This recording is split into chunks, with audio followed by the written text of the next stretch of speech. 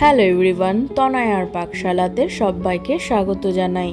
যারা first time চ্যানেলটা visit করছো তাদের কাছে অনুরোধ রইল চ্যানেলটা সাবস্ক্রাইব করো, পাশে থাকা বেল আইকনটি প্রেস করো যাতে নতুন নোটিফিকেশন তোমাদের সামনে চলে আসে।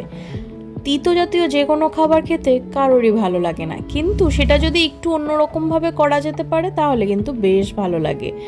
তাই জন্য আজকের রেসিপি উচ্ছে চিংড়ির ঝোল।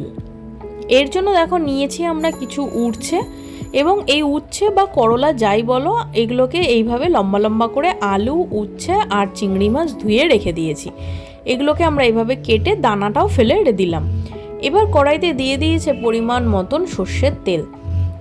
তেলটা খুব সুন্দর গরম হলে এবার এর মধ্যে দিতে হবে একটুখানি এই চিংড়ি মাছগুলো। যে কটা চিংড়ি মাছ আমরা এখানে এই ঝোলটার জন্য ইউজ করছি সেই কটাকে দিয়ে এর মধ্যে দিতে হবে পরিমাণ মতো নুন আর হলুদ দিয়ে কিন্তু গোল্ডেন ব্রাউন করে একটু ভালো মতন ভেজে তুলে নিতে হবে। দেখো উল্টে পাল্টে কিন্তু আমরা চিংড়ি মাছগুলোকে খুব ভালো করে ভেজে নিচ্ছি।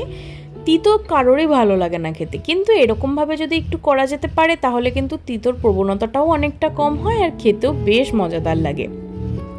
চিংড়ি মাছগুলোকে তুলে রেখে দিলাম। এবার ওই তেলের মধ্যে দিয়ে দেবো আমরা মেথি। তোমরা চাইলে কিন্তু মেথিটা ফোড়ন দেওয়ার পর এটাকে তুলে নিতে পারো। দিয়েছিল বেশ অনেকখানি পরিমাণে কিন্তু রসুন কুচি, দেখো যেটাকে এইভাবে লম্বা লম্বা করে কুচিয়ে নিয়েছিল। এবার সেই কেটে রাখা উচ্ছেগুলোকে দিয়ে দিতে হবে। উচ্ছেগুলোকে আমরা এইভাবে লম্বা লম্বা করে কেটেছি, তোমরা চাইলে ছোট করেও কাটতে পারো, কিন্তু এই লম্বা করে রাখলে বেশ দেখতে ভালো লাগে। এবার এটাকেও বেশ একটু গোল্ডেন ব্রাউন করে ভেজে নেবো। আর দিয়েছিল কিছু লম্বা করে কেটে রাখা সেই আলুগুলো। এই দুটোকে দিয়ে কিন্তু খুব সুন্দর গোল্ডেন ব্রাউন কালার হওয়া অবধি কিন্তু আমাদের ভেজে নিতে হবে। দেখো ঢাকা চাপা দিয়ে খুব সুন্দর করে আমরা ভেজে নিয়েছি, আর এদের গায়েও কিন্তু একটা সুন্দর রং ধরে নিয়েছে। এবার এই রান্নাটার মধ্যে একটু রসুনের প্রবণতাটা বেশি থাকবে, তাই জন্য দেখো আবারও কিন্তু 7-8 কোয়া মতন দিলাম হচ্ছে রসুন দিয়ে আবারও কিন্তু এটা ভালো করে নাড়িয়ে নিতে হবে। তোমরা চাইলে কিন্তু মেথিগুলোকে পরে তুলে নিতেও পারো।